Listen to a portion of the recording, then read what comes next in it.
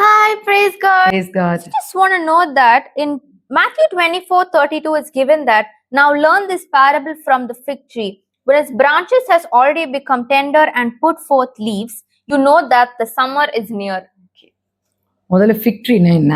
Fig tree எதை குறிக்குதுன்னா Israel தேசத்தை குறிக்குது. ஓகே, இஸ்ரேல் நாடை குறிக்குது. And you by seeing those fig tree லீவ்ஸை வச்சாலே சம்மர் இஸ் நியர்ன்றான். ஸோ உலக ரீதியா பார்த்தாலே ஒரு சீசனை பார்த்தாலே நமக்கு தெரியும் இது சம்மர், இது வின்டர். கொஞ்சம் பூவெல்லாம் உதிர்ந்ததுன்னா இது ஸ்ப்ரிங் சீசன். கொஞ்சம் அப்படியே ட்ரிஸ்லிங் அதெல்லாம் இருந்ததுன்னா இது ஒரு வின்டர் சீசன். ஸோ ஒரு சீசனை பார்த்தாலே நம்மளால கண்டுபிடிக்க முடியாது.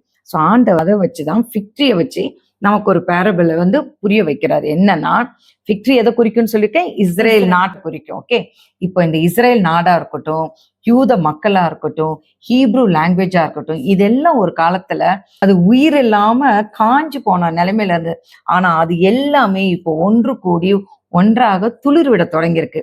அந்த மூணுமே.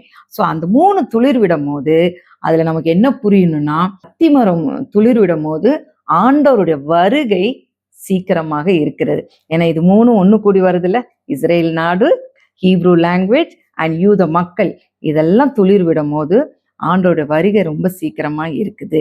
ஸோ இதை தான் ஆண்டவர் நமக்கு புரிய வைக்கிறாரு. அத்தி மரத்தை நோக்கி பாருங்க, when it's tender and it's coming out, my coming is very near. So ஆண்டோடைய வருகை ரொம்ப சீக்கிரமா இருக்கு. நம்ம ஆண்டவரை நோக்கி அவருடைய ரட்சிப்பின் பாத்திரத்துல நடந்து போயிட்டே இருக்கணும். ஓகே, மாரநாதா, சீக்கிரம் வரும் ஐயா.